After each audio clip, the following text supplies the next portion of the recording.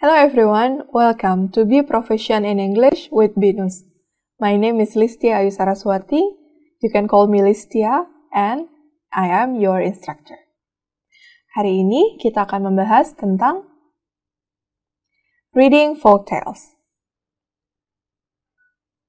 After watching the video, you will be able to identify folk tales' intrinsic elements and the quality characteristics.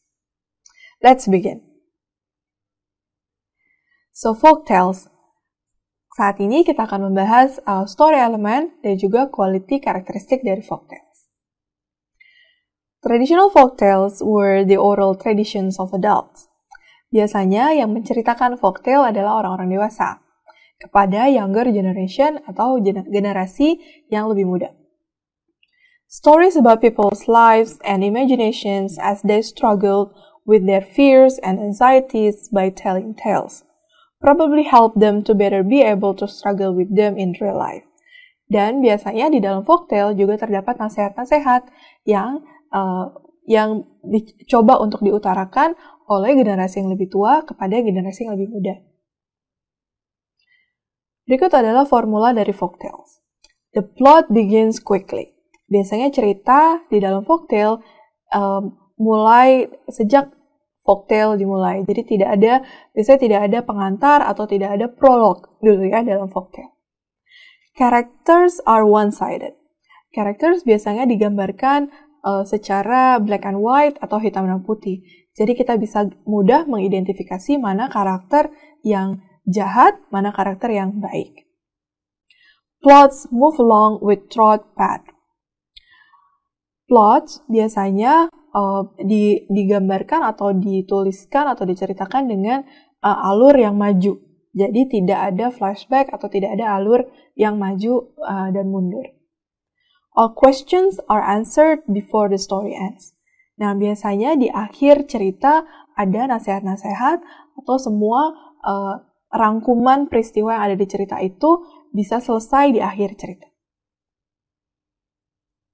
Selanjutnya kita akan bahas quality characteristics by story elements. Berikut adalah characterization atau karakteristik dari folktales.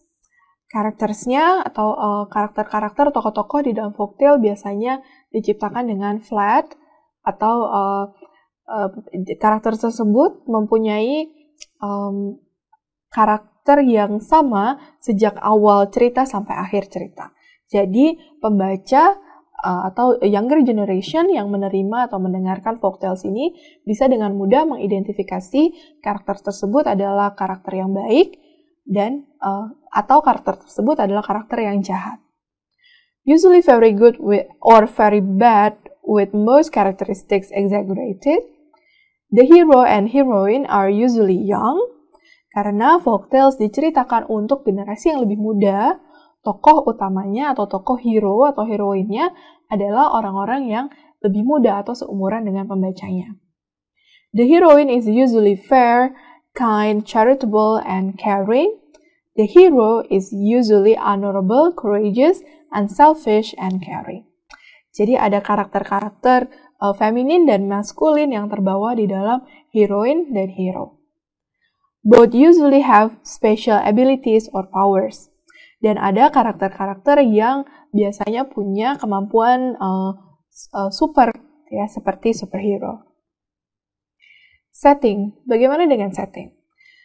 Setting atau penjelasan atau penceritaan tentang tempat di dalam cerita folktale is described easily and briefly. Biasanya digambarkan dengan mudah, ya, dengan cepat dan singkat. Right? Biasanya kita kenal dengan humble cottage, magic kingdom, or in the foreign cities. Jadi dijelaskan dengan singkat dan jelas. Time is in the past, usually long ago, embedded within the history of culture. Biasanya waktunya terjadi di masa lampau, jauh masa lampau. Biasanya dimulai dengan once upon a time, ya. Jadi kita tidak tahu secara pasti di masa lampaunya kapan, tahun berapa. Cuma diceritakan once upon a time, pada dahulu kala. Bagaimana dengan plotnya atau alur ceritanya? Alur ceritanya usually very simple though interesting.